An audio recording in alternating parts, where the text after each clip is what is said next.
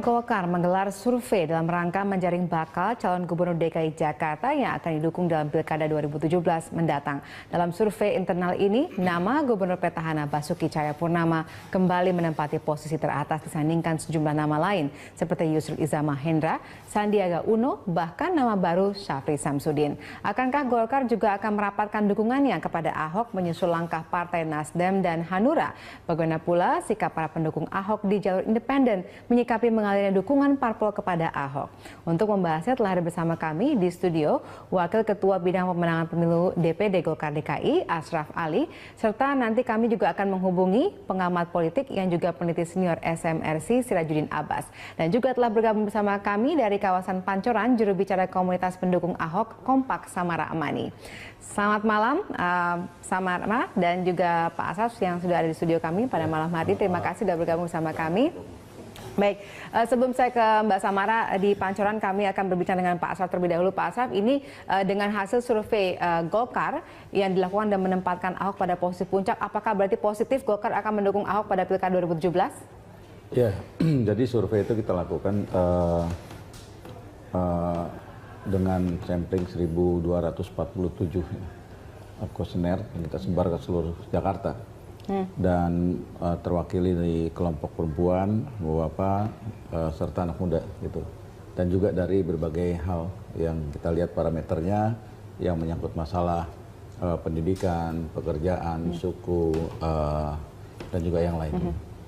Nah, kita baru akan besok kita rapatkan finalnya tentang nilai-nilai yang pasti terhadap perolehan elektabilitas, popularitas, dan sebagainya.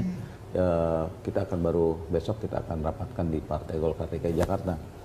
Jadi berarti belum diputuskan secara pasti. Intinya sebenarnya bahwa dari hasil survei itu muncul beberapa nama memang. Bukan selain Basuki Cahayapurnama, ada Yusril Iza Mahendra, ada Syafri Samsudin, ada Sandiaga Uno gitu. Dan yang lain-lain yang cukup juga berimbang. Tetapi memang tidak ada yang signifikan. Tidak ada yang melebihi di atas 40% kalau yang survei kami ya. Tapi kalau urutan itu pasti gitu. Nah, yang menjadi persoalan sekarang adalah survei itu bukan alat satu-satunya untuk mengambil kebijakan, tapi itu alat atau referensi Partai Golkar DKI Jakarta di dalam untuk mengambil keputusan. Sampai hari ini memang Golkar belum memutuskan untuk mendukung calon gubernur siapa. Dan ketika akan mendukung itu juga bukan berarti Golkar bisa sendirian gitu, karena Golkar hanya 9 kursi, sehingga Golkar perlu melakukan lobby-lobby koalisi dalam rangka koalisi kepada partai-partai lain. Nah, ini kan masih dinamis dan tentunya masih berkembang gitu ya. Berapa persen Ahok mendapatkan dukungan dari survei Anda? Ya, dari berkisar sekitar 33%. 33%. Sementara yang lainnya? Yang lainnya tidak terlalu jauh ke Pak Yusril. Yusril di bawahnya sedikit, nggak terlalu jauh. Sedikit jaraknya? Ya, nggak terlalu seberapa jauh jaraknya atau seberapa sedikit jaraknya kalau boleh tahu? Ya, kalau persentasenya mungkin sedikit lah di sekitar. Pastinya kita belum hasil tabulasi baru kita akan lihat. Tapi dari beberapa tokoh yang kita survei itu memang banyak indikator yang memungkinkan untuk bisa naik, bisa turun gitu ya, dari hasil-hasil yang kita amati, sehingga ini baru merupakan apa namanya kajian kita untuk, karena survei itu kita tanya kepada bukan hanya Golkar, bukan pada anggota atau kader Golkar, kepada rakyat. Karena prinsipnya suara Golkar suara rakyat, dan gubernur yang akan datang untuk kepentingan rakyat, kesejahteraan rakyat, kita tanya dalam satu pertanyaan di poin 7 tanpa dia melihat nama-nama gubernur. Kuesioner para surveyor kita bertanya pada masyarakat, ketika hari ini pilkada, Bapak Ibu akan pilih siapa, gitu kan? Spontanitas apa yang ada dalam pikirannya itu yang disampaikan, dan itu yang kita lihat, gitu, satu sebagai referensinya. Ternyata ya begitu perkembangannya. Gitu. Jadi nomor 1 Ahok, lalu nomor 2 Yusril Iza Mahendra? Ya mendekati jaraknya dengan Ahok. Tapi sama sekali itu tidak, saya katakan belum ada angka yang signifikan. Gitu.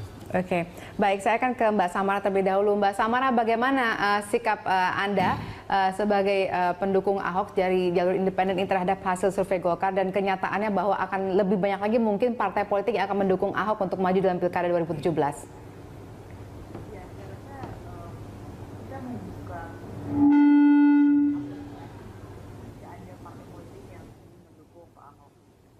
Ahok menyatakan akan maju independen, tentunya partai politik juga penting untuk mengawal jalannya pemerintahan Pak Ahok ke depan. Jadi melihat pernyataan Ketua Umum Golkar, Pak Setia Novanto beberapa waktu lalu tentunya itu semacam sinyal positif untuk relawan dan untuk Pak Ahok juga, karena kita tahu jika Golkar memutuskan untuk mendukung Pak Ahok bisa maju juga lewat partai politik. Jadi lewat partai politik bisa, lewat independen pun bisa. Itu kan menguatkan posisi Pak Ahok sebagai calon gubernur. Tentunya kami menerima dan kami juga tidak pernah menutup peluang bagi partai politik untuk bekerja sama dengan relawan-relawan lainnya. Jadi kami sangat apresiasi jika ada partai politik seperti Golkar, partai besar yang mau mendukung Pak Ahok sebagai calon gubernur. Iya, tapi ini tidak akan membuat Pak Ahok kemudian beralih menjadi memilih melaju melalui jalur parpol dan akhirnya mungkin para dukungan relawan ini akan ditinggalkan. Bagaimana komentar Anda? Sekarang KTP kan sudah terkumpul hampir 890.000, angka yang cukup besar, sudah sangat jauh dari batas majunya calon independen. Batas maju kan 525.000, sekarang sudah 890.000. Dan Pak Ahok sudah menyatakan, jikapun nanti Golkar menyatakan mendukung, walaupun beliau mampu maju dengan partai politik, beliau menyatakan akan tetap teguh di jalur independen. Berarti ini sudah jelas ada komitmen dari Pak Ahok untuk maju independen, karena seperti yang Pak Ahok katakan, bahwa ini bukan masalah apakah bisa maju atau tidak bisa maju, tapi ini masalah bagaimana mengembalikan kepercayaan publik, kepercayaan anak-anak muda yang ingin mendukung Pak Ahok sebagai calon gubernur. Baik, saya ke Pak Asraf lagi. Pak Asraf, kalau Anda tadi mendengarkan komentar dari Mbak Samara yang juga merupakan bagian dari relawan yang mendukung Ahok, dikatakan bahwa Ahok akan tetap memilih jalur independen walaupun ada partai-partai yang mendukung dan mengusungnya dan akan mengusungnya atau mengajukan usulan untuk mengusungnya pada Pilkada 2017. Golkar bagaimana? Ya, saya pikir itu kan hak ya dari seorang yang mencalonkan diri sebagai gubernur, bisa menggunakan jalur independen karena regulasinya juga memungkinkan, juga bisa menggunakan partai dengan catatan partai minimal didukung oleh 22 kursi yang ada di DPRD. Persoalan lain ketika ini muncul keinginan seorang untuk maju secara independen, itu juga haknya, apalagi didukung misalnya. Tetapi kami melihat bahwa partai politik adalah tidak bisa dipisahkan dari rakyat gitu, karena partai politik adalah representasi daripada rakyat itu sendiri. Apa yang dipilih oleh rakyat itulah yang melalui jalurnya ketika pada saat pileg kemarin itu bagian daripada keinginan rakyat gitu, sehingga tidak ada yang namanya partai secara mandiri tanpa mengesampingkan rakyat, karena adanya partai politik karena rakyat. Ini adalah sebagai instrumen satu proses demokratisasi di negara kita, bahwa partai politik itu bagian yang tidak terpisahkan dari rakyat. Jadi kalau ada independen, terlalu ada partai, bukan berarti ini yang independen rakyat, yang partai bukan rakyat. Partai ini kan representasi rakyat gitu. Oke, tapi bagaimana kemudian Golkar sikapnya? Apakah tetap akan mengusung Ahok? Ini persoalannya bukan pada tingkat apakah mengusung seseorang, karena ada mekanismenya di dalam partai itu sendiri. Karena partai adalah institusi, sehingga dia adalah sistem, lalu ada mekanisme yang harus ditempuh. Kenapa kami survei, kami pengen tahu juga keinginan rakyat apa. Itu bagian daripada yang saya katakan bahwa Golkar atau suara Golkar, suara rakyat akan berbicara soal apa. Kami akan tangkap itu. Nah, dari situ kita akan rapatkan. Dari rapatkan kita akan coba kajikan, analisa, dan ini kita sampaikan kepada DPP Partai Golkar. Ini loh yang diinginkan oleh rakyat Jakarta. Nah, keputusan DPP Partai Golkar itu yang mungkin dengan DPD Partai Golkar nanti mengikat. Tapi memang sampai hari ini belum ada keputusan soal itu. Keputusannya, kalau tadi disampaikan oleh Ketua Umum kami, menyampaikan beberapa hal tadi, mungkin pada saat sifatnya gambaran secara pribadi terhadap pribadi Ahok itu sendiri. Tapi kalau keputusan partai, saya katakan sampai hari ini belum. Baik, kita akan memperbincangkan lebih lanjut nanti di segmen berikutnya. Pemirsa tetaplah bersama kami di Berita Satu.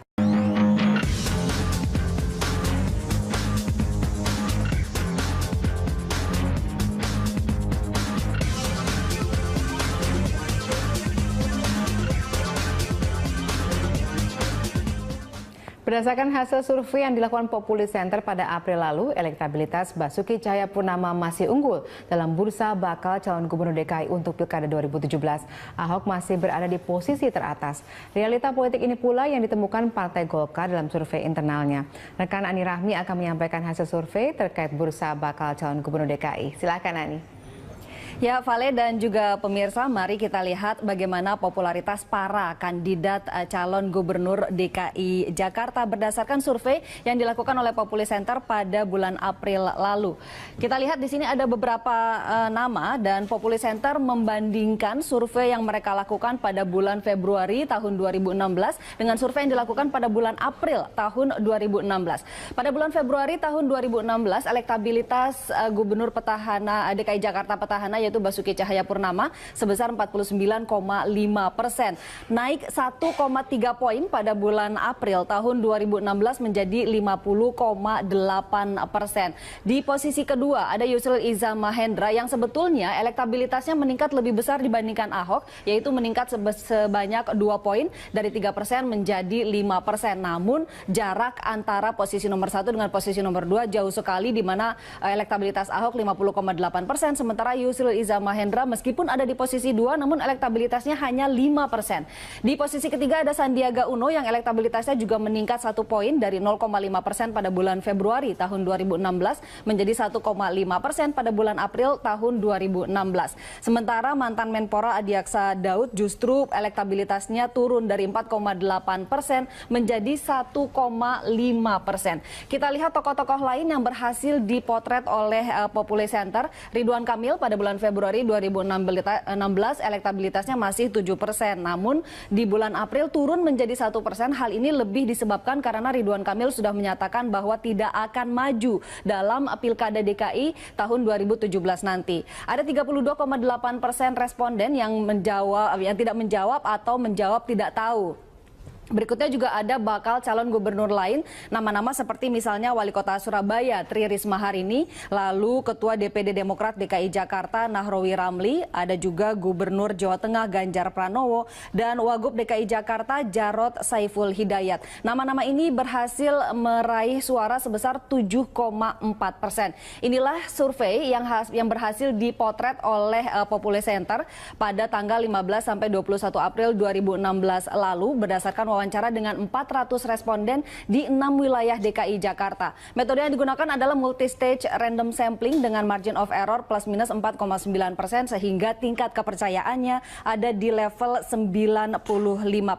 Yang menarik adalah hasil serupa juga muncul dari survei yang dilaksanakan oleh Cyrus Network pada bulan April tahun 2016 lalu, di mana elektabilitas Ahok ada di kisaran 57% sampai di atas 60% ketika head to head dengan kandidat-kandidat gubernur DKI Jakarta yang lain. Nah, Populi Center melihat naiknya elektabilitas Ahok ini karena masyarakat menilai kinerjanya, bukan karena kontroversi yang timbul di sekitar tokoh Ahok. Kita lihat benarkah kinerja Ahok dianggap baik? Ternyata Populi Center juga memotret penilaian terhadap kinerja Pemprov DKI Jakarta khususnya Ahok pada 1 tahun terakhir.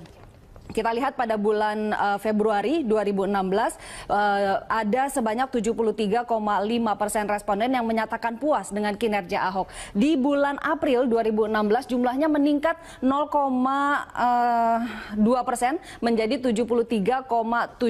Namun masih ada 25% yang menyatakan tidak puas dengan kinerja Ahok. Kita akan beranjak dengan survei terbaru yang digelar oleh Partai Golkar. Nah, untuk suksesi Pilkada DKI Jakarta pada tahun 2017 nanti, Partai Golkar sudah mempersiapkan diri dengan cermat. Langkah pertamanya adalah melakukan survei pada hampir 1.800 responden di 6 wilayah Jakarta. Ada beberapa tokoh yang disurvei. Kita lihat tokoh-tokoh yang muncul.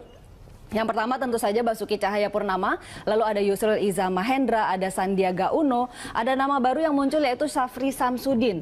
Masih ada beberapa tokoh lain seperti misalnya Tri Risma Harini juga masih muncul, lalu Jarod Saiful Hidayat, Idrus Marham, dan Nurul Arifin, masing-masing adalah kader Golkar sendiri. Golkar memang belum merilis lengkap hasil survei internal ini, namun kita bisa mendapat bocoran bagaimana hasil survei ini dari Zainuddin MH yang merupakan Ketua Fraksi Partai Golkar Golkar DPRD DKI Jakarta. Zainuddin MH mengatakan bahwa ada 5 nama yang masuk urutan pada survei Partai Golkar dan Ahok masuk pada urutan pertama yang tertinggi. Nah, pertanyaannya sekarang, apakah Golkar akan memberikan dukungan pada Ahok pada Pilkada 2017 nanti seperti Golkar memberikan dukungan pada Jokowi untuk Pilpres 2019 nanti? Saya kembalikan pada Valerina Daniel di studio untuk mendiskusikannya. Vale. Baik, terima kasih Ani atas pemaparannya. Dan pemirsa, kami saat ini sudah terhubung dengan Bapak Sirajuddin Abbas dari SMRC. Pak Sirajuddin, dengan melihat hasil survei yang dilakukan oleh Golkar dan kemudian menempatkan Ahok pada posisi teratas, apakah kita kemudian bisa membaca bahwa Golkar pada Pilkada 2017 akan mengarahkan dukungannya pada Ahok? Untuk 2019 gitu. 2017. Oh, 2017. Oke. Saya kira begini, kalau pernyataan Golkar kemarin lewat Pak Setia Novanto dan pertemuan beberapa kader intinya dengan Ahok, saya kira itu sinyal yang sangat tegas dari Golkar bahwa Golkar memang ingin bergabung dengan Nasdem dan Hanura turut mendukung Pak Ahok. Dan kalau dari data-data saintifik yang sudah beredar saat ini, memang belum ada satupun calon yang beredar saat ini yang mungkin dalam waktu dekat bisa kompetitif dengan Pak Ahok dalam waktu dekat. Tapi ini posisinya kan masih sekitar 6-7 bulan lagi ya. Dan 7 bulan yang harus kita hitung bukan hanya faktor elektabilitasnya, tapi ada faktor politik non-elektoral juga harus dihitung. Nah, faktor politik non-elektoral ini tidak bisa dianggap remeh, karena aspek-aspek kulturalnya saja misalnya seringkali tidak terlalu manifest dinyatakan oleh masyarakat. Halo? Iya. Bisa Nah, dijelaskan faktor tidak Pak, faktor politik non-elektoral itu seperti apa? Faktor politik non-elektoral itu ada 2 model. Yang pertama aspek yang sifatnya kultural. Yang kultural itu misalnya soal etnik, soal agama, seringkali tidak terkatakan. Nah, ada kawan kita yang menyebut ini ada model di Amerika itu di New York, namanya Bradley Effect. Bradley Effect itu, Bradley itu seorang calon gubernur kulit hitam di New York, yang menurut sejumlah survei itu sudah kurang lebih landslide lah unggulnya dibanding lawan-lawan yang lainnya. Yang tidak terukur adalah soal rasisme dan soal agama di situ. Karena seringkali orang ketika ditanya lewat survei itu agak malu-malu mengatakan. Nah, sehingga hasilnya itu agak meleset dari prediksi dan analisis sejumlah survei. Nah, Bradley pada saatnya justru kalah dibanding penantangnya. Saya lupa namanya. Nah, aspek kultural ini yang harus diwaspadai oleh Pak Ahok atau oleh tim manapun yang mendukung Pak Ahok, karena bisa jadi yang aspek non elektoral politik ini yang mengemuka pada saatnya. Itu terjadi juga misalnya kasusnya di Pilgub Sulawesi Selatan di tahun 2011. Oke, yang kedua model non elektoral ini itu terkait dengan hambatan-hambatan yang sifatnya legal dan teknikal. Teknikal itu soal administratif misalnya, atau legal ini terkait dengan kinerja dan dampak dari keputusan-keputusan yang dibuat Pak Ahok selama jadi gubernur. Ya. Nah, itu bisa jadi ganjalan seperti kasus yang beredar saat ini. Masih belum jelas arah bolanya kemana dan angin politiknya akan meniup ke arah mana lagi setelah ini, karena masih sangat liar.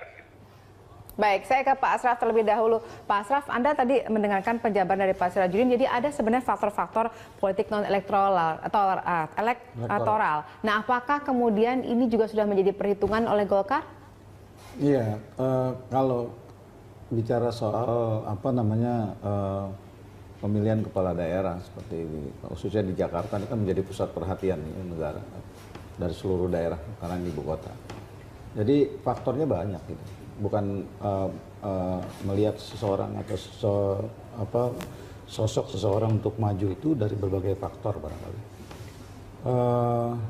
Kalau karena ini pilihannya ada masyarakat, partai hanya menawarkan kepada masyarakat ketika mencalonkan seseorang untuk ditampilkan menjadi calon partai itu. Nah, masyarakat sendiri yang bisa menilai itu dari berbagai sisi, dari berbagai aspek gitu. Sehingga banyak faktor yang memungkinkan tadi non elektoral ya, dari berbagai sisi itu juga bisa dilihat. Tingkat kesukaan masyarakat misalnya, tingkat kepercayaan masyarakat, tingkat kinerjanya, ya kan. Lalu ada faktor, makanya kita di Golkar melihat dari berbagai hal. Tadi parameternya adalah katakan ada 5 yang kita fokuskan itu. Yang pertama menyangkut masalah dari sisi agama, lalu dari sisi respondennya dari berbagai kalangan agama gitu. Lalu pendidikan dari suku bangsa gitu, pekerjaan dan umur. Nah, tingkat umur 17 sampai dengan 50 tahun akan dia jatuhkan pilihan pada siapa gitu. Itu kita bisa lihat dari situ bisa tergambarkan dari sisi umur, dari sisi pendidikan misalnya yang dari SMA atau sarjana masuk ke wilayah mana gitu, ke siapa jatuhnya gitu, ke figur-figur yang kita tawarkan itu. Gitu. Apakah tidak takut kalau misalnya pada akhirnya memang Golkar menunjuk untuk mendukung Ahok, maka kemudian dikatakan Golkar hanya akan rame-rame seperti partai lain mendompleng Ahok? Oh bukan, ini kalau bicara politik kan sangat dinamis ya perkembangannya, juga ada hal-hal yang sifatnya mungkin berdasarkan pengamatan politis itu sendiri gitu. Sehingga ketika satu partai mendukung seorang menjadi calon, yang jelas dengan berbagai pertimbangan. Tidak ada partai politik yang akan mendukung calon yang mungkin tidak popularitasnya tidak tinggi, elektabilitasnya rendah, kan nggak mungkin. Gitu logikanya. Ketika memang itu kenyataan, survei ini kan bagian, kan ada beberapa ya, hasil survei bukan kami aja kan, dari beberapa juga lembaga-lembaga survei juga melakukan itu. Itu kan juga jadi masukan buat kita. Gitu. Ini soal mendukung partai politik terhadap atau mencalonkan. Ini ada 2 nih. Partai mencalonkan figur atau kadernya, atau seseorang menjadi calon dari partainya, atau juga partai mendukung figur itu sendiri gitu. Itu yang saya katakan. Kalau Golkar tetap akan masih melakukan kompromi, lobby dengan partai-partai. Walaupun tadi ada 2 nama sebenarnya kader Golkar masuk dalam survei itu, ada Idrus Marham sama Nur Arifin, itu nggak kemudian dijadikan alternatif untuk bagaimana kalau kita mendukung kader partai sendiri? Itu kan prioritas gitu ya. Artinya ketika memang dilihat dari, kita juga bisa dari ukuran-ukuran tadi. Yang saya katakan sekali lagi bahwa pilkada ini yang memilih adalah rakyat. Maka Golkar juga harus kita cermat. Walaupun kita pengen kader kita, tapi kalau dari hasil alatnya apa ya, survei. Rakyat mengatakan bahwa saya tidak memilih dia gitu, walaupun itu kader kita. Misalnya saya dicalonkan sebagai calon gubernur, tapi rakyat nggak kenal saya. Elektabilitas nggak ada, popularitas nggak ada, buat apa dipaksa misalnya kan begitu ya. Baik. Jadi tetap kita harus akui gitu. Oke, saya akan ke Mbak Samara terlebih dahulu. Mbak Samara, bagaimana ini komentar Anda? Jadi kayaknya semakin menguat dukungan parpol-parpol ini untuk ramai-ramai mendukung Ahok. Iya, saya rasa tadi Pak Asraf sudah mengatakan bahwa partai politik itu representasi rakyat, bahwa partai politik dekat dengan rakyat. Jika memang benar begitu adanya, tentunya Golkar atau partai-partai politik yang lain harus melihat kenyataan di masyarakat. Jika kenyataannya memang masyarakat mendukung Pak Ahok untuk maju lagi sebagai calon gubernur, partai politik jika memang benar-benar representasi rakyat, maka harusnya sudah mendukung Pak Ahok sebagai calon gubernur.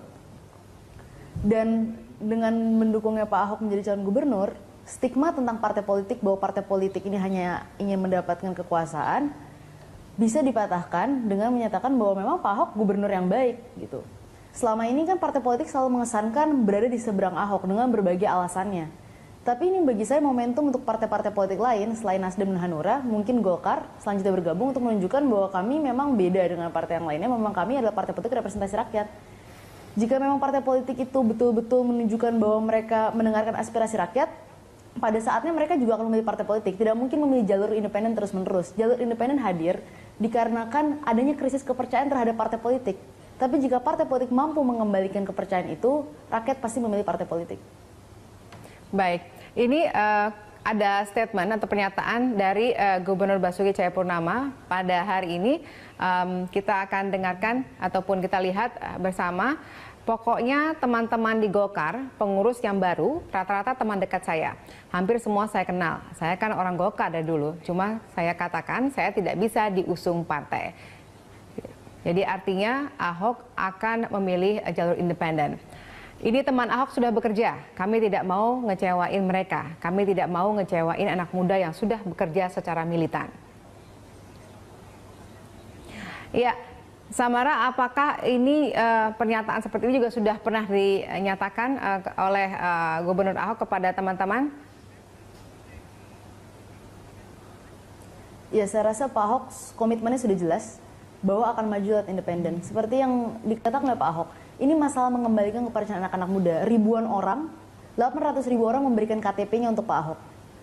Begitu banyak anak muda, baik relawan-relawan yang ada di pusat maupun relawan-relawan di sosial media, di darat, yang sudah bekerja keras agar Pak Ahok mampu maju secara independen. Sebenarnya awal mula dari ini adalah ketika partai politik menyatakan, banyak partai politik yang menyatakan berseberangan dengan Pak Ahok. Lalu muncul kekhawatiran bahwa Pak Ahok tidak akan bisa maju lagi sebagai calon gubernur dan Jakarta akan kehilangan pemimpin yang disukai. Maka bergeraklah anak-anak muda ini untuk mengumpulkan KTP. Saya rasa Pak Ahok sudah sangat benar. Dia tidak ingin mengecewakan anak-anak yang turun, tidak ingin anak-anak muda ini, tidak ingin mengecewakan 800.000 masyarakat yang telah memberikan KTP-nya. Jadi itulah komitmen beliau, dan itu menunjukkan bagaimana kepemimpinan beliau. Baik, Mbak Samara, tahan dulu, saya ke Pak Sirajudin di telepon. Pak Sirajudin, kalau kita lihat sekarang sudah semakin banyak partai untuk mendukung Gubernur Ahok ini untuk maju di Pilkada 2017, tapi dari pernyataannya ia tetap konsisten untuk maju melalui jalur independen. Apakah ini suatu pilihan politik yang realistis untuk Gubernur Ahok saat ini? Saya kira kalau Ahok ingin punya posisi bargaining yang kuat di hadapan partai-partai, ya pilihan saat ini itu pilihan yang sangat taktis dan strategis buat Pak Ahok. Itu sudah jelas pilihan independen itu dia mengupayakan untuk tidak punya ketergantungan secara pengaruh maupun elektoral terhadap partai politik. Jadi baik buat Pak Ahok. Partai-partai mendukung kepada Pak Ahok itu tentu saja bukan sesuatu yang harus ditolak, ya terima saja, dan memang sudah diterima. Bahwa ada motif-motif lain di partai-partai itu hak politik masing-masing. Misalnya ada motif bahwa karena kinerjanya baik, lalu ingin melanjutkan itu baik, itu yang sangat netral dan aman secara politik. Tetapi bahwa partai punya motif ingin numpang popularitas juga ya nggak apa-apa juga, wajar aja gitu loh. Nah, itu artinya bukan soal realistis atau tidak realistis buat Pak Ahok. Kehadiran partai-partai mendukung itu memberikan justifikasi dan memberikan legitimasi yang lebih besar kepada Pak Ahok bahwa pilihan independen itu bukan anti parpol, tetapi ingin menyeimbangkan pengaruh dan dukungan elektoral. Ketergantungan Pak Ahok pada partai itu jelas sangat kecil, tetapi sebaliknya partai-partai malah memperbesar legitimasi Pak Ahok dari sisi politik. Nah, itu sebabnya ketika Nasdem dan Hanura bergabung, itu justru semakin memperkuat keyakinan masyarakat kepada Pak Ahok. Apalagi Golkar sekarang sudah bergabung. Dan jangan lupa juga ini tidak mengecilkan partai-partai yang mendukung kok. Malah ini memperbesar mereka juga gitu loh. Bahwa image positifnya, citra positifnya dan citra ketegasannya itu juga bisa pada akhirnya berefek pada partai-partai itu. Setidaknya partai-partai itu tidak dianggap sebagai anti terhadap nilai-nilai kejujuran, ketegasan dan seterusnya yang selama ini identik dengan Pak Ahok. Setidaknya begitu.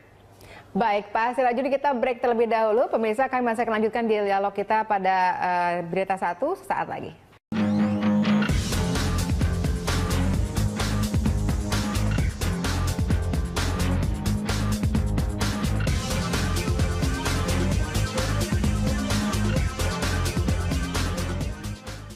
Baik, kita lanjutkan dialog kita pemirsa. Pak Asraf, tadi Anda juga sempat mengatakan bahwa sebenarnya Golkar tidak cukup suaranya dan harus berkoalisi dengan partai-partai besar lainnya, misalnya koalisi dengan PDIP atau dengan Gerindra untuk memajukan calon yang sudah disetujui oleh Partai Golkar. Nah, apakah sudah ada komunikasi dengan partai tersebut? Komunikasi kita bangun ya dengan partai-partai yang ada di level provinsi, dengan PDIP, dengan Gerindra. Bagaimana respon mereka? Ini kan baru taraf pembicaraan yang sifatnya memberikan gambaran-gambaran gitu untuk berkaitan dengan pelaksanaan pilkada, penjajakan itu. Ketika memang Golkar ingin memiliki calon dan juga bagaimana dengan calon-calon partai lain dan koalisi-koalisi dengan partai itu gitu. Nah ini yang kita lakukan, tapi perkembangan terakhir ini kita baru selesai munaslup, tentunya ada pastinya ada pengarahan khusus ya dari Ketua Umum kami Partai Golkar, Pak Setia Novanto. Ini yang secara formal yang kita juga akan menunggu. Walaupun wacana yang terbangun memang sudah kita coba cermati, kita amati. Tapi apapun yang namanya partai politik adalah institusi, ada mekanismenya yang tentunya pasti ada keputusannya. Nah, keputusannya itulah nanti yang menjadi final tentunya dalam rangka apakah mencalonkan dengan partai-partai yang lain, koalisi, atau kita mendukung Pak Ahok yang sebagaimana yang sudah diwacanakan itu pastinya ada waktu yang bisa menetapkan itu. Menjadi keputusan partai politik. Jadi sudah diarahkan ya kemungkinan secara informal untuk memutuskan dukungan ini? Ya, kalau kita lihat kan wacananya seperti itu, tapi kita tidak menutup kemungkinan juga untuk berkoalisi dengan partai-partai lain yang kita usung juga dari kader kita dengan kader partai lain gitu. Yang jadi saya ingin sampaikan bahwa sampai hari ini memang secara formal gitu Golkar belum Golkar DKI ya belum mendapatkan apa namanya semacam keputusan dari Dewan Pimpinan Pusat untuk dalam konteks dukungan ini. Gitu. Oke, baik. Saya ke Mbak Samara. Mbak Samara, silakan kalau menurut Anda apa yang akan dilakukan oleh teman-teman dari relawan melihat semakin banyaknya dukungan parpol kepada Ahok, apakah kemudian mereka akan semakin giat mengumpulkan KTP supaya lebih kuat lagi jalur independen untuk Ahok? Ya tentu semangat untuk mengumpulkan KTP tidak pernah boleh surut. Kita tetap akan mengumpul KTP sesuai dengan target 1 juta. Kita akan usahakan, kita akan bantu teman Ahok 100% untuk mengumpulkan KTP hingga 1 juta. Walaupun nanti KTP sudah terkumpul 1 juta dan Pak Ahok akan maju jalur independen, bukan berarti kita menutup peluang untuk bekerjasama dengan partai politik. Kami membuka peluang untuk bekerjasama dengan partai politik. Partai politik memang memiliki peran yang penting dalam demokrasi Indonesia, dalam Pilgub Jakarta. Dan seperti yang tadi saya katakan, ini momentum bagi partai politik untuk kembali mendengar aspirasi rakyat. Nggak ada salahnya jalur independen bekerja sama dengan partai politik. Baik, selama ini mungkin utamanya tujuan dari pengumpulan adalah baik. Selama ini mungkin tujuan utama pengumpulan KTP adalah dari anak-anak muda. Nah, apakah juga ada terbersit ide dari teman-teman untuk juga mengumpulkan KTP dari misalnya orang-orang dari parpol setelah ada Nasdem, ada Hanura, dan kemudian Golkar yang sekarang mungkin akan mendukung Ahok juga? Ya, Nasdem sendiri kan sekarang sudah mengumumkan partai politik. Dan kita bisa lihat salah satu anggota DPP-nya, Enggar Tias Tolukita, juga mengumpulkan KTP untuk Pak Ahok. Itu tandanya adalah bukti bahwa anggota-anggota partai politik, kader-kader partai politik juga memberikan KTP-nya. Ini sangat bagus, contoh demokrasi yang sehat. Jadi tidak ada salahnya jika nanti Golkar, Hanura, Nasdem yang jika Golkar mendukung ya, bergabung dengan Hanura dan Nasdem, seluruh kadernya memberikan KTP untuk Pak Ahok. Tidak ada salah sama sekali. Menurut saya itu justru semacam contoh positif untuk demokrasi kita. Baik, terima kasih Mbak Samara sudah bergabung bersama kami. Selamat malam. Saya ke Pak Sirajudin terlebih dahulu. Pak Sirajudin, ini kalau misalnya kita lihat, tadi Golkar juga mengatakan mungkin akan membangun koalisi dengan PDIP dan Gerindra. Nah, kalau kita ketahui kan Gerindra sekarang juga sudah mulai mencoba mengusung calonnya sendiri, yaitu Syafrin Samsudin. Bagaimana Anda melihat koalisi ini, apakah benar-benar bisa terwujud atau tidak? Saya kira sampai detik terakhir kadang-kadang partai politik itu masih mungkin mengubah pilihannya. Negosiasi saya kira akan terus berlangsung. Meskipun Golkar sudah menunjukkan sikapnya secara informal, memang itu belum mengunci sampai saatnya nanti keluar surat resmi dukungan dan seperti itu. Nah, oleh karena itu bahwa inisiatif Gerindra untuk mengusung calon sendiri, misalnya nanti koalisi apakah dengan PKS, apakah dengan PDIP ataupun Golkar misalnya, kalau ternyata berubah pikiran untuk mengambil keputusan seperti itu, saya kira masih sangat terbuka. Dan di situ Pak Ahok tidak terpengaruh, saya kira secara elektoral mungkin ada efeknya sedikit, tapi secara legitimasi pencalonan itu nggak akan terpengaruh. Nah, yang mungkin akan jadi bahan perhitungan adalah dari kalangan partai-partai yang akan berkoalisi. Yang pertama adalah memilih figur yang tepat untuk diperhadapkan dalam kompetisi demokrasi ini. Dan apakah ada kesepakatan yang mungkin saling menguntungkan antara PDIP dengan Gerindra? Karena kita tahu sebelumnya sempat agak kurang harmonis, misalnya seperti itu. Nah, apakah mereka akan bersatu suara seperti yang terjadi di pilkada sebelumnya? Jadi masih sangat terbuka kemungkinan. Yang pasti adalah Pak Ahok sampai pada saatnya nanti belum cukup aman, karena secara elektoral mungkin unggul karena belum ada calon alternatif lawannya yang berimbang. Tetapi juga ada faktor politik non elektoral yang juga nggak bisa dianggap remeh dalam politik seperti di Jakarta ini. Saya kira itu aja catatan saya. Baik, terima kasih Pak Sirajudin sudah bergabung bersama kami dan memberikan analisa Anda. Selamat malam. Baik, Pak Asraf, kalau kita lihat tadi Pak Sirajudin bilang ini masih cair sebenarnya, dan karena mungkin Golkar tadi mengatakan ini belum keputusan formal. Ya, apakah ini berarti sebenarnya Golkar cuma testing the water, cuma mau melihat gimana reaksi masyarakat kalau kita misalnya mengatakan mendukung Ahok gitu?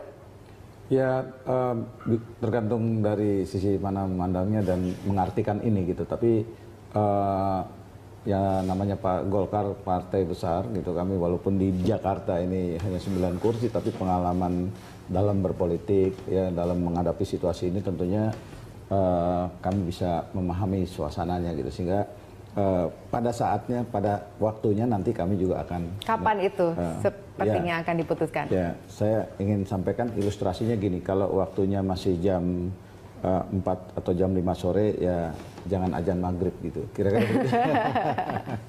Nah, oke.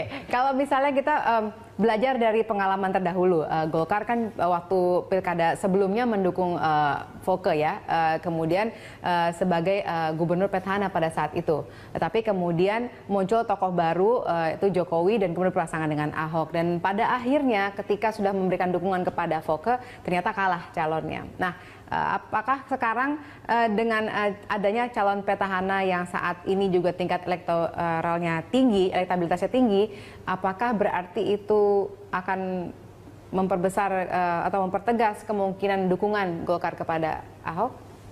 Ya, saya rasa bisa saja terjadi seperti itu gitu. Karena ini kan alat ya, artinya survei ini alat. Lalu setelah kita melakukan survei, ya ini yang pertama, nanti akan yang kedua dalam waktu dekat ini kita akan lihat. Dan itu akan menjadi keputusan. Kalau udah menjadi keputusan partai, kan seluruh kader partai harus mengikuti apa yang menjadi keputusan partai. Nah, berkaitan dengan menuju keputusan itu, maka dinamika itu bisa saja terjadi di dalam internal. Dengan melihat kemungkinan-kemungkinan yang muncul dari pihak eksternal atau masyarakat itu sendiri. Jadi tetap kita, karena ini saya katakan tadi sekali lagi, bahwa partai adalah representatif daripada rakyat, daripada masyarakat. Kita tidak bisa meninggalkan rakyat gitu, tidak bisa meninggalkan masyarakat. Masyarakat menilai apa, maunya apa gitu. Lalu siapa yang akan dipilih? Untuk mengukur itu ya kita lakukan survei-survei. Kan ada metodenya, ya kan, untuk melakukan itu gitu. Oke, ya. Baik. Kita tunggu bagaimana keputusan formalnya, pastinya. Ya. Mungkin ada survei berikutnya ya, menunjukkan mungkin ada tokoh-tokoh lain yang bisa mungkin didukung oleh Golkar secara pasti. Terima kasih Pak Asraf sudah bergabung sama kami malam hari ini. Kandidat Gubernur DKI Jakarta yang lain. Nah, Populi Center melihat naiknya elektabilitas Ahok ini karena masyarakat menilai kinerjanya, bukan karena kontroversi yang timbul di sekitar tokoh Ahok. Kita lihat benarkah kinerja Ahok dianggap baik? Ternyata Populi Center juga memotret penilaian terhadap kinerja Pemprov DKI Jakarta khususnya Ahok pada 1 tahun terakhir. Kita lihat pada bulan Februari 2016 ada sebanyak 73,5% responden yang menyatakan puas dengan kinerja Ahok. Di bulan April 2016 jumlahnya meningkat 0,2% menjadi 73,7%. Namun masih ada 25% yang menyatakan tidak puas dengan kinerja Ahok.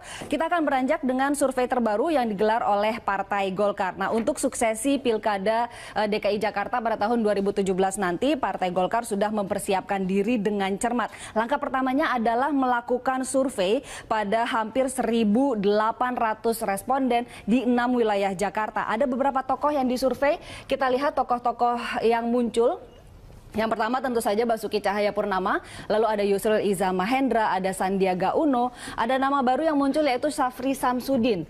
Masih ada beberapa tokoh lain seperti misalnya Tri Risma hari ini juga masih muncul, lalu Jarod Saiful Hidayat, Idrus Marham, dan Nurul Arifin, masing-masing adalah kader Golkar sendiri. Golkar memang belum merilis lengkap hasil survei internal ini, namun kita bisa mendapat bocoran bagaimana hasil survei ini dari Zainuddin MH yang merupakan Ketua Fraksi Partai Golkar DPRD DKI Jakarta. Zainuddin MH mengatakan bahwa ada 5 nama yang masuk urutan pada survei Partai Golkar dan Ahok masuk pada urutan pertama yang tertinggi. Nah, pertanyaannya sekarang, apakah Golkar akan memberikan dukungan pada Ahok pada Pilkada 2017 nanti seperti Golkar memberikan dukungan pada Jokowi untuk Pilpres 2019 nanti? Saya kembalikan pada Valerina Daniel di studio untuk mendiskusikannya. Vale. Baik, terima kasih Ani atas pemaparannya. Dan pemirsa, kami saat ini sudah terhubung dengan Bapak Sirajuddin Abbas dari SMRC. Pak Sirajuddin, dengan melihat hasil survei yang dilakukan oleh Golkar dan kemudian menempatkan Ahok pada posisi teratas, apakah kita kemudian bisa membaca bahwa Golkar pada Pilkada 2017 akan mengarahkan dukungannya pada Ahok? Untuk 2019 gitu. 2017. Oh, 2017. Oke. Saya kira begini, kalau pernyataan Golkar kemarin lewat Pak Setia Novanto dan pertemuan beberapa kader intinya dengan Ahok, saya kira itu sinyal yang sangat tegas dari Golkar bahwa Golkar memang ingin bergabung dengan Nasdem dan Hanura turut mendukung Pak Ahok. Dan kalau dari data-data saintifik yang sudah beredar saat ini, memang belum ada satupun calon yang beredar saat ini yang mungkin dalam waktu dekat bisa kompetitif dengan Pak Ahok dalam waktu dekat. Tapi ini posisinya kan masih sekitar 6-7 bulan lagi ya. Dan 7 bulan yang harus kita hitung bukan hanya faktor elektabilitasnya, tapi ada faktor politik non-elektoral juga harus dihitung. Nah, faktor politik non-elektoral ini tidak bisa dianggap remeh, karena aspek-aspek kulturalnya saja misalnya seringkali tidak terlalu manifest, dinyatakan oleh masyarakat. Halo? Iya. Bisa dijelaskan faktor tidak Pak, faktor politik non-elektoral itu seperti apa? Faktor politik non-elektoral itu ada 2 model. Yang pertama aspek yang sifatnya kultural. Yang kultural itu misalnya soal etnik, soal agama, seringkali tidak terkatakan. Nah, ada kawan kita yang menyebut ini ada model di Amerika itu di New York, namanya Bradley Effect. Bradley itu seorang calon gubernur kulit hitam di New York, yang menurut sejumlah survei itu sudah kurang lebih landslide lah unggulnya dibanding lawan-lawan yang lainnya. Yang tidak terukur adalah soal rasisme dan soal agama di situ. Karena seringkali orang ketika ditanya lewat survei itu agak malu-malu mengatakan. Nah, sehingga hasilnya itu agak meleset dari prediksi dan analisis sejumlah survei. Nah, Bradley pada saatnya justru kalah dibanding penantangnya. Saya lupa namanya. Nah, aspek kultural ini yang harus diwaspadai oleh Pak Ahok atau oleh tim manapun yang mendukung Pak Ahok, karena bisa jadi yang aspek non elektoral politik ini yang mengemuka pada saatnya. Itu terjadi juga, misalnya kasusnya di Pilgub Sulawesi Selatan di tahun 2011. Oke, yang kedua model non elektoral ini itu terkait dengan hambatan-hambatan yang sifatnya legal dan teknikal.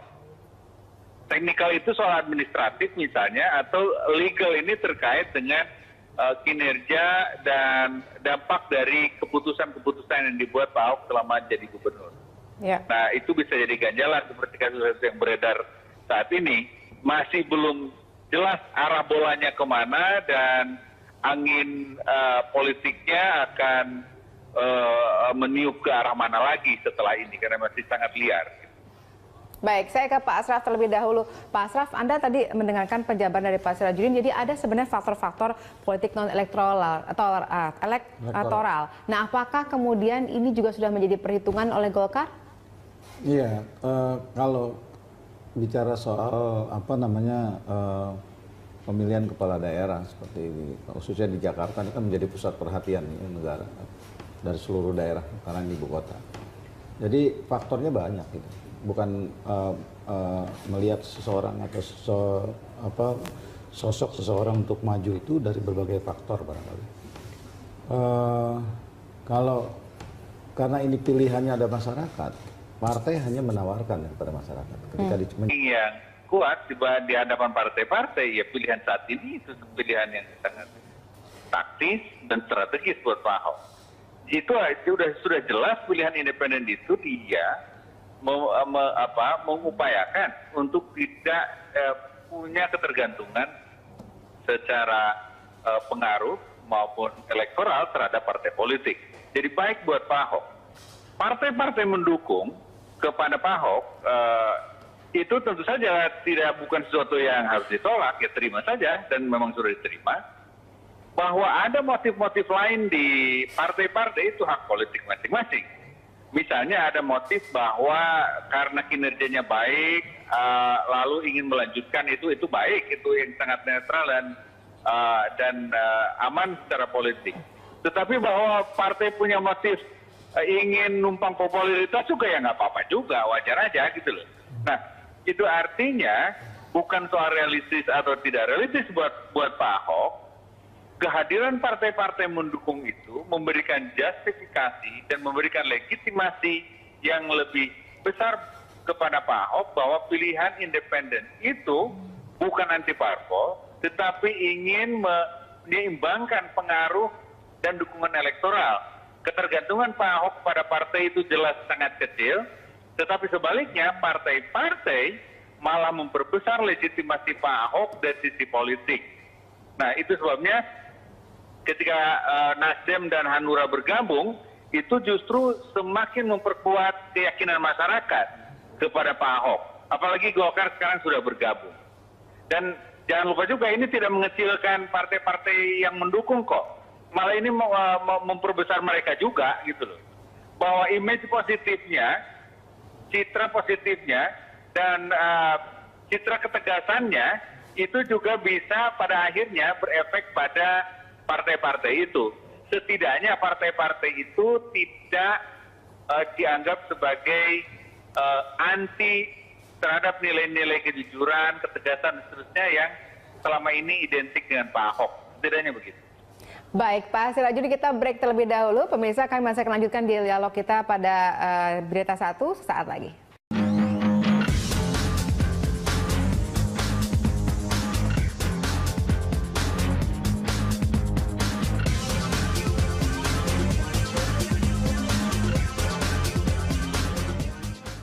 Baik, kita lanjutkan dialog kita, pemirsa. Pak Asraf, tadi Anda juga sempat mengatakan bahwa sebenarnya Golkar tidak cukup suaranya dan harus berkoalisi dengan partai-partai besar lainnya, misalnya koalisi dengan PDIP atau Gerindra untuk memajukan calon yang sudah disetujui oleh partai Golkar. Nah, apakah sudah ada komunikasi dengan partai tersebut?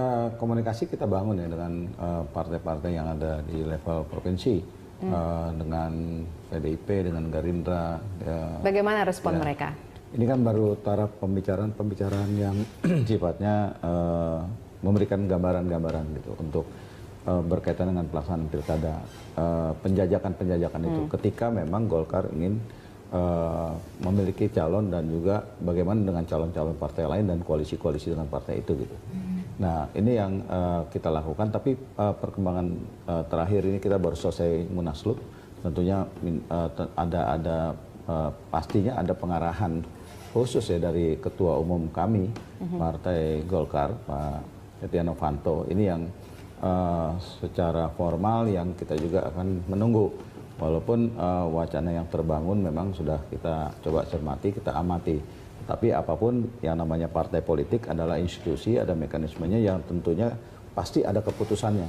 Nah, keputusannya itulah nanti yang menjadi final tentunya dalam rangka apakah mencalonkan dengan partai-partai yang lain koalisi atau kita mendukung Pak Ahok yang sebagaimana yang sudah diwacanakan itu pastinya ada waktu yang bisa menetapkan itu menjadi keputusan partai politik. Jadi sudah diarahkan ya kemungkinan secara informal untuk memutuskan dukungan ini. Ya, kalau kita lihat kan wacananya seperti itu, tapi kita tidak menutup kemungkinan juga untuk berkoalisi dengan partai-partai lain yang kita usung juga dari kader kita dengan kader partai lain gitu. Yang jadi saya ingin sampaikan bahwa sampai hari ini memang secara formal gitu Golkar belum Golkar DKI ya belum mendapatkan apa namanya semacam keputusan dari Dewan Pimpinan Pusat untuk dalam konteks dukungan ini gitu. Oke, baik. Saya ke Mbak Samara.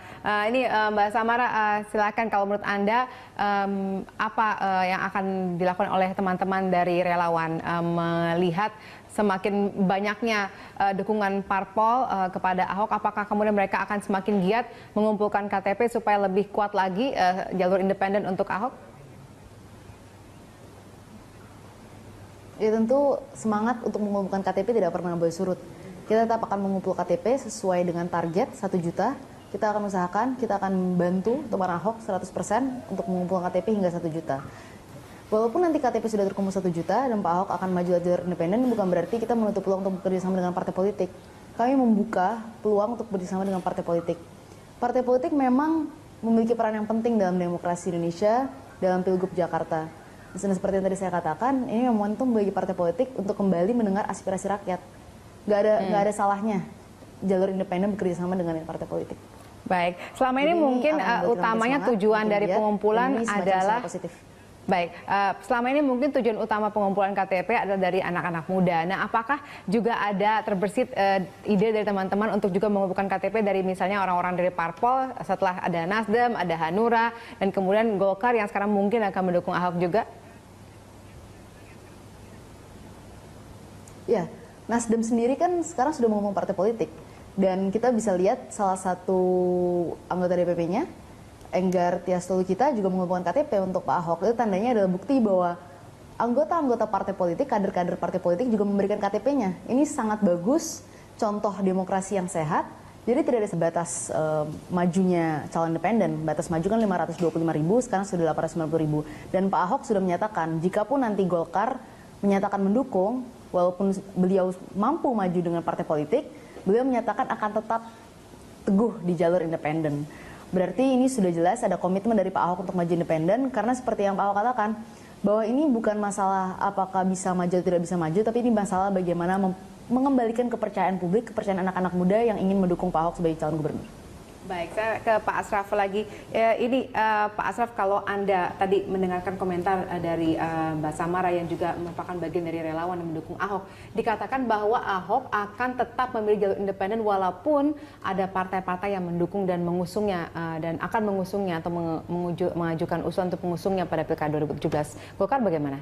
Ya, saya pikir itu kan hak ya dari seorang yang mencalonkan diri sebagai gubernur, bisa menggunakan jalur independen karena regulasinya juga memungkinkan, juga bisa menggunakan partai dengan catatan partai minimal didukung oleh 22 kursi yang ada di DPRD. Persoalan lain ketika ini muncul keinginan seorang untuk maju secara independen, itu juga haknya, apalagi didukung misalnya. Tapi kami melihat bahwa partai politik adalah tidak bisa dipisahkan dari rakyat gitu. Karena partai politik adalah representasi daripada rakyat itu sendiri. Apa yang dipilih oleh rakyat itulah yang melalui jalurnya ketika pada saat pileg kemarin itu bagian daripada keinginan rakyat gitu. Sehingga tidak ada yang namanya partai secara mandiri tanpa mengesampingkan rakyat. Karena adanya partai politik karena rakyat ini adalah sebagai instrumen satu proses demokratisasi di negara kita, bahwa partai politik itu bagian yang tidak terpisahkan dari rakyat.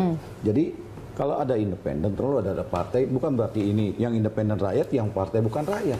Partai ini kan representasi rakyat gitu. Oke, tapi bagaimana kemudian Golkar sikapnya? Apakah tetap akan mengusung Ahok? Ini persoalannya bukan pada tingkat apakah mengusung seseorang, karena ada mekanismenya di dalam partai itu sendiri. Karena partai adalah institusi, sehingga dia adalah sistem, lalu ada mekanisme yang harus ditempuh. Kenapa kami survei, kami pengen tahu juga keinginan rakyat apa. Itu bagian daripada yang saya katakan bahwa Golkar atau suara Golkar, suara rakyat, rakyat akan berbicara soal apa. Kami akan tangkap itu. Nah dari situ kita akan rapatkan. Dari rapatkan kita akan coba kajikan, analisa, dan ini kita sampaikan kepada DPP Partai Golkar. Ini loh yang diinginkan oleh rakyat Jakarta. Nah keputusan DPP Partai Golkar itu yang mungkin dengan DPD Partai Golkar nanti mengikat. Tapi memang sampai hari ini belum ada keputusan soal itu. Keputusannya, kalau tadi disampaikan oleh Ketua Umum kami, menyampaikan beberapa hal tadi, mungkin pada saat sifatnya gambaran secara pribadi terhadap pribadi Ahok itu sendiri. Tapi kalau keputusan partai, saya katakan sampai hari ini belum. Baik, kita akan memperbincangkan lebih lanjut nanti di segmen berikutnya. Pemirsa tetaplah bersama kami di Berita 1.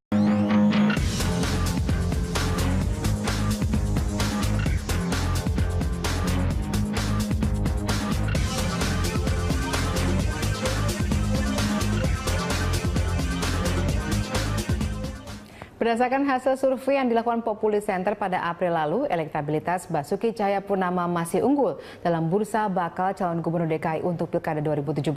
Ahok masih berada di posisi teratas. Realita politik ini pula yang ditemukan Partai Golkar dalam survei internalnya. Rekan Ani Rahmi akan menyampaikan hasil survei terkait bursa bakal calon gubernur DKI. Silakan Ani. Ya, Vale dan juga pemirsa, mari kita lihat bagaimana popularitas para kandidat calon gubernur DKI Jakarta berdasarkan survei yang dilakukan oleh Populi Center pada bulan April lalu. Kita lihat di sini ada beberapa nama dan Populi Center membandingkan survei yang mereka lakukan pada bulan Februari tahun 2016 dengan survei yang dilakukan pada bulan April tahun 2016. Pada bulan Februari tahun 2016, elektabilitas gubernur petahana DKI Jakarta petahana yaitu Basuki Cahayapurnama sebesar 49,5%, naik 1,3 poin pada bulan April tahun 2016 menjadi 50,8%. Di posisi kedua ada Yusril Iza Mahendra yang sebetulnya elektabilitasnya meningkat lebih besar dibandingkan Ahok, yaitu meningkat sebanyak 2 poin dari 3% menjadi 5%. Namun jarak antara posisi nomor 1 dengan posisi nomor 2 jauh sekali, di mana elektabilitas Ahok 50,8%, sementara Yusril Iza Mahendra meskipun ada di posisi 2 namun elektabilitasnya hanya 5%. Di posisi ketiga ada Sandiaga Uno yang elektabilitasnya juga meningkat 1 poin dari 0,5% pada bulan Februari tahun 2016 menjadi 1,5% pada bulan April tahun 2016. Sementara mantan Menpora Adiaksa Daud justru elektabilitasnya turun dari 4,8% menjadi 1,5%. Kita lihat tokoh-tokoh lain yang berhasil dipotret oleh Populi Center. Ridwan Kamil pada bulan Februari 2016 elektabilitasnya masih 7%, namun di bulan April turun menjadi 1%. Hal ini lebih disebabkan karena Ridwan Kamil sudah menyatakan bahwa tidak akan maju dalam Pilkada DKI tahun 2017 nanti. Ada 32,8% responden yang tidak menjawab atau menjawab tidak tahu. Berikutnya juga ada bakal calon gubernur lain, nama-nama seperti misalnya Wali Kota Surabaya Tri Risma Harini, lalu Ketua DPD Demokrat DKI Jakarta Nahrawi Ramli, ada juga Gubernur Jawa Tengah Ganjar Pranowo, dan Wagub DKI Jakarta Jarod Saiful Hidayat. Nama-nama ini berhasil meraih suara sebesar 7,4%. Inilah survei yang berhasil dipotret oleh Populi Center pada tanggal 15 sampai 21 April 2016 lalu berdasarkan wawancara dengan 400 responden di 6 wilayah DKI Jakarta. Metode yang digunakan adalah multi-stage random sampling dengan margin of error plus minus 4,9% sehingga tingkat kepercayaannya ada di level 95%. Yang menarik adalah hasil serupa juga muncul dari survei yang dilaksanakan oleh Cyrus Network pada bulan April tahun 2016 lalu, di mana elektabilitas Ahok ada di kisaran 57% sampai di atas 60% ketika head to head dengan kandidat.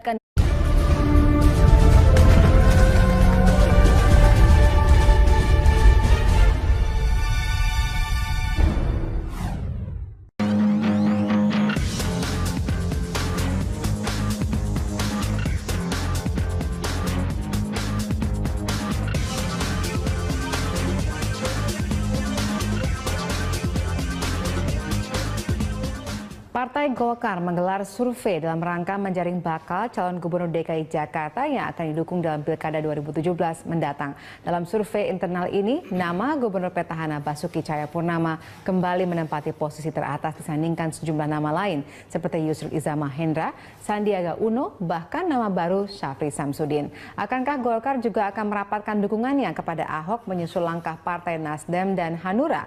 Bagaimana pula sikap para pendukung Ahok di jalur independen menyikapi mengalirnya dukungan parpol kepada Ahok? Untuk membahasnya telah hadir bersama kami di studio Wakil Ketua Bidang Pemenangan Pemilu DPD Golkar DKI Ashraf Ali, serta nanti kami juga akan menghubungi pengamat politik yang juga peneliti senior SMRC Sirajuddin Abbas, dan juga telah bergabung bersama kami dari kawasan Pancoran juru bicara komunitas pendukung Ahok Kompak Samara Amani. Selamat malam Samara dan juga Pak Ashraf yang sudah ada di studio kami pada malam hari. Terima kasih sudah bergabung bersama kami. Baik, sebelum saya ke Mbak Samara di Pancoran, kami akan berbicara dengan Pak Ashraf terlebih dahulu. Pak Ashraf, ini dengan hasil survei Golkar yang dilakukan dan menempatkan Ahok pada posisi puncak, apakah berarti positif Golkar akan mendukung Ahok pada Pilkada 2017? Ya, jadi survei itu kita lakukan dengan sampling 1.247 kuesioner yang kita sebar ke seluruh Jakarta. Dan terwakili di kelompok perempuan, bapak, serta anak muda gitu. Dan juga dari berbagai hal yang kita lihat parameternya yang menyangkut masalah pendidikan, pekerjaan, suku, dan juga yang lainnya. Nah, kita baru akan besok kita rapatkan finalnya tentang nilai-nilai yang pasti terhadap perolehan elektabilitas, popularitas, dan sebagainya. Kita akan besok kita akan rapatkan di Partai Golkar DKI Jakarta. Jadi berarti belum diputuskan secara pasti. Intinya sebenarnya bahwa dari hasil survei itu muncul beberapa nama memang. Bukan selain Basuki Cahayapurnama, ada Yusril Iza Mahendra, ada Syafri Samsudin, ada Sandiaga Uno gitu. Dan yang lain-lain yang cukup juga berimbang. Tetapi memang tidak ada yang signifikan. Tidak ada yang melebihi di atas 40%. Kalau yang survei kami ya. Tapi kalau urutan itu pasti. Gitu. Nah, yang menjadi persoalan sekarang adalah survei itu bukan alat satu-satunya untuk mengambil kebijakan, tapi itu alat atau referensi Partai Golkar DKI Jakarta di dalam untuk mengambil keputusan. Sampai hari ini memang Golkar belum memutuskan untuk mendukung calon gubernur siapa. Dan ketika akan mendukung itu juga bukan berarti Golkar bisa sendirian gitu, karena Golkar hanya 9 kursi, sehingga Golkar perlu melakukan lobby-lobby koalisi dalam rangka koalisi kepada partai-partai lain. Nah, ini kan masih dinamis dan tentunya masih berkembang gitu ya. Berapa persen Ahok mendapatkan dukungan dari survei Anda? Ya, dari berkisar sekitar 33%. 33%. Sementara yang lainnya? Yang lainnya tidak terlalu jauh. Ke Pak Yusril di bawahnya sedikit, nggak terlalu jauh. Sedikit jaraknya? Ya, nggak terlalu. Seberapa jauh jaraknya atau seberapa sedikit jaraknya kalau boleh tahu? Ya, kalau persentasenya mungkin sedikit lah di sekitar, pastinya kita belum hasil tabulasi baru kita akan lihat. Tapi dari beberapa tokoh yang kita survei itu memang banyak indikator yang memungkinkan untuk bisa naik, bisa turun gitu ya, dari hasil-hasil yang kita amati, sehingga ini baru merupakan apa namanya kajian kita untuk, karena survei itu kita tanya kepada bukan hanya Golkar, bukan pada anggota atau kader Golkar, kepada rakyat. Karena prinsipnya suara Golkar suara rakyat dan gubernur yang akan datang untuk kepentingan rakyat, kesejahteraan rakyat. Kita tanya dalam satu pertanyaan di poin 7, tanpa dia melihat nama-nama gubernur, kuesioner para surveyor kita bertanya pada masyarakat, ketika hari ini pilkada, Bapak, Ibu akan pilih siapa, gitu kan? Spontanitas apa yang ada dalam pikirannya itu yang disampaikan, dan itu yang kita lihat, gitu, satu sebagai referensinya. Ternyata ya begitu perkembangannya. Gitu. Jadi nomor 1 Ahok, lalu nomor 2 Yusril Iza Mahendra? Iya, mendekati Jaraknya dengan Ahok. Tapi sama sekali itu tidak, saya katakan belum ada angka yang signifikan. Gitu. Oke, baik, saya akan ke Mbak Samara terlebih dahulu. Mbak Samara, bagaimana sikap Anda sebagai pendukung Ahok dari jalur independen ini terhadap hasil survei Golkar dan kenyataannya bahwa akan lebih banyak lagi mungkin partai politik yang akan mendukung Ahok untuk maju dalam Pilkada 2017? Ya, saya rasa kita membuka tidak ada partai politik yang ingin mendukung Pak Ahok. Walaupun Pak Ahok menyatakan akan maju independen, tentunya partai politik juga penting untuk mengawal jalannya pemerintahan Pak Ahok ke depan. Jadi melihat pernyataan Ketua Umum Golkar, Pak Setia Novanto beberapa waktu lalu, tentunya itu semacam sinyal positif untuk relawan dan untuk Pak Ahok juga, karena kita tahu jika Golkar memutuskan untuk mendukung Pak Ahok bisa maju juga lewat partai politik. Jadi lewat partai politik bisa, lewat independen pun bisa. Itu kan menguatkan posisi Pak Ahok sebagai calon gubernur. Tentunya kami menerima dan kami juga tidak pernah menutup peluang bagi partai politik untuk bekerja sama dengan relawan-relawan lainnya. Jadi kami sangat apresiasi jika ada partai politik seperti Golkar, partai besar yang mau mendukung Pak Ahok sebagai calon gubernur. Iya, tapi ini tidak akan membuat Pak Ahok kemudian beralih menjadi memilih melaju melalui jalur parpol dan akhirnya mungkin para dukungan relawan ini akan ditinggalkan. Bagaimana komentar Anda? Sekarang KTP kan sudah terkumpul hampir 890.000, angka yang cukup besar, sudah sangat jauh dari calonkan seorang untuk ditampilkan menjadi calon partai itu. Nah, masyarakat sendiri yang bisa menilai itu dari berbagai sisi, dari berbagai aspek gitu. Sehingga banyak faktor yang memungkinkan tadi non elektoral ya, dari berbagai sisi itu juga bisa dilihat. Tingkat kesukaan masyarakat misalnya, tingkat kepercayaan masyarakat, tingkat kinerjanya, ya kan. Lalu ada faktor, makanya kita di Golkar melihat dari berbagai hal. Tadi parameternya adalah katakan ada 5 yang kita fokuskan itu. Yang pertama menyangkut masalah dari sisi agama, lalu dari sisi respondennya dari berbagai kalangan agama gitu. Lalu pendidikan dari suku bangsa gitu, pekerjaan dan umur. Nah, tingkat umur 17 sampai dengan 50 tahun akan dia jatuhkan pilihan pada siapa gitu. Itu kita bisa lihat dari situ bisa tergambarkan dari sisi umur, dari sisi pendidikan misalnya yang dari SMA atau sarjana masuk ke wilayah mana gitu, ke siapa jatuhnya gitu, ke figur-figur yang kita tawarkan itu. Gitu. Apakah tidak takut kalau misalnya pada akhirnya memang Golkar menunjuk untuk mendukung Ahok, maka kemudian dikatakan Golkar hanya akan rame-rame seperti partai lain mendompleng Ahok? Oh bukan, ini kalau bicara politik kan sangat dinamis ya perkembangannya, juga ada hal-hal yang sifatnya mungkin berdasarkan pengamatan politis itu sendiri gitu. Sehingga ketika satu partai mendukung seorang menjadi calon, yang jelas dengan berbagai pertimbangan. Tidak ada partai politik yang akan mendukung calon yang mungkin tidak popularitasnya tidak tinggi, elektabilitasnya rendah, kan nggak mungkin. Gitu logikanya. Ketika memang itu kenyataan, survei ini kan bagian, kan ada beberapa ya. Hasil survei bukan kami aja kan, dari beberapa juga lembaga-lembaga survei juga melakukan itu. Itu kan juga jadi masukan buat kita. Gitu. Ini soal mendukung partai politik terhadap atau mencalonkan. Ini ada 2 nih. Partai mencalonkan figur atau kadernya, atau seseorang menjadi calon dari partainya, atau juga partai mendukung figur itu sendiri gitu. Itu yang saya katakan.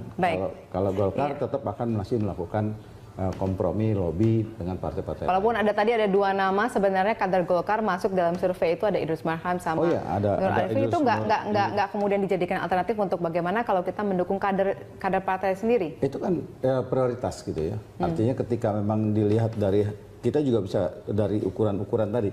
Yang saya katakan sekali lagi bahwa pilkada ini yang memilih adalah rakyat. Maka Golkar juga harus kita cermat. Walaupun kita pengen kader kita, tapi kalau dari hasil alatnya apa ya survei. Rakyat mengatakan bahwa saya tidak memilih dia gitu, walaupun itu kader kita misalnya. Saya dicalonkan sebagai calon gubernur, tapi rakyat nggak kenal saya. Elektabilitas nggak ada, popularitas nggak ada, buat apa dipaksa misalnya kan begitu ya. Iya, baik. Jadi tetap kita harus akui gitu. Oke, saya akan ke Mbak Samara terlebih dahulu. Mbak Samara, bagaimana ini komentar Anda? Jadi kayaknya semakin menguat dukungan parpol-parpol ini untuk ramai-ramai mendukung Ahok. Iya, saya rasa tadi Pak Asraf sudah mengatakan bahwa partai politik itu representasi rakyat, bahwa partai politik dekat dengan rakyat. Jika memang benar begitu adanya, tentunya Golkar atau partai-partai politik yang lain harus melihat kenyataan di masyarakat. Jika kenyataannya memang masyarakat mendukung Pak Ahok untuk maju lagi sebagai calon gubernur, partai politik jika memang benar-benar representasi rakyat, maka harusnya sudah mendukung Pak Ahok sebagai calon gubernur. Dan dengan mendukungnya Pak Ahok menjadi calon gubernur, stigma tentang partai politik bahwa partai politik ini hanya ingin mendapatkan kekuasaan bisa dipatahkan dengan menyatakan bahwa memang Pak Ahok gubernur yang baik gitu. Selama ini kan partai politik selalu mengesankan berada di seberang Ahok dengan berbagai alasannya. Tapi ini bagi saya momentum untuk partai-partai politik lain selain Nasdem dan Hanura, mungkin Golkar selanjutnya bergabung untuk menunjukkan bahwa kami memang beda dengan partai yang lainnya, memang kami adalah partai politik representasi rakyat. Jika memang partai politik itu betul-betul menunjukkan bahwa mereka mendengarkan aspirasi rakyat, pada saatnya mereka juga akan memilih partai politik. Tidak mungkin memilih jalur independen terus-menerus. Jalur independen hadir dikarenakan adanya krisis kepercayaan terhadap partai politik. Tapi jika partai politik mampu mengembalikan kepercayaan itu, rakyat pasti memilih partai politik. Baik, ini ada statement atau pernyataan dari Gubernur Basuki Cahayapurnama pada hari ini. Kita akan dengarkan ataupun kita lihat bersama. Pokoknya teman-teman di Golkar, pengurus yang baru, rata-rata teman dekat saya. Hampir semua saya kenal. Saya kan orang Golkar dari dulu. Cuma saya katakan saya tidak bisa diusung partai. Jadi artinya Ahok akan memilih jalur independen. Ini teman Ahok sudah bekerja, kami tidak mau ngecewain mereka. Kami tidak mau ngecewain anak muda yang sudah bekerja secara militan. Ya, Samara, apakah ini pernyataan seperti ini juga sudah pernah dinyatakan oleh Gubernur Ahok kepada teman-teman? Ya, saya rasa Pak Ahok komitmennya sudah jelas bahwa akan maju lewat independen. Seperti yang dikatakan oleh Pak Ahok, ini masalah mengembalikan kepercayaan anak-anak muda. Ribuan orang, 800.000 orang memberikan KTP-nya untuk Pak Ahok. Begitu banyak anak muda, baik relawan-relawan yang ada di pusat maupun relawan-relawan di sosial media, di darat, yang sudah bekerja keras agar Pak Ahok mampu maju secara independen. Sebenarnya awal mula dari ini adalah ketika partai politik menyatakan, banyak partai politik yang menyatakan berseberangan dengan Pak Ahok. Lalu muncul kekhawatiran bahwa Pak Ahok tidak akan bisa maju lagi sebagai calon gubernur dan Jakarta akan kehilangan pemimpin yang disukai. Maka bergeraklah anak-anak muda ini untuk mengumpulkan KTP. Saya rasa Pak Ahok sudah sangat benar. Dia tidak ingin mengecewakan anak-anak yang turun, tidak ingin anak-anak muda ini, tidak ingin mengecewakan 800.000 masyarakat yang telah memberikan KTP-nya. Jadi itulah komitmen beliau dan itu menunjukkan bagaimana kepemimpinan beliau. Baik, Mbak Samara, tahan dulu, saya ke Pak Sirajudin di telepon. Pak Sirajudin, kalau kita lihat sekarang sudah semakin banyak partai untuk mendukung Gubernur Ahok ini untuk maju di Pilkada 2017, tapi dari pernyataannya ia tetap konsisten untuk maju melalui jalur independen. Apakah ini suatu pilihan politik yang realistis untuk Gubernur Ahok saat ini? Saya kira kalau Ahok ingin punya posisi bergening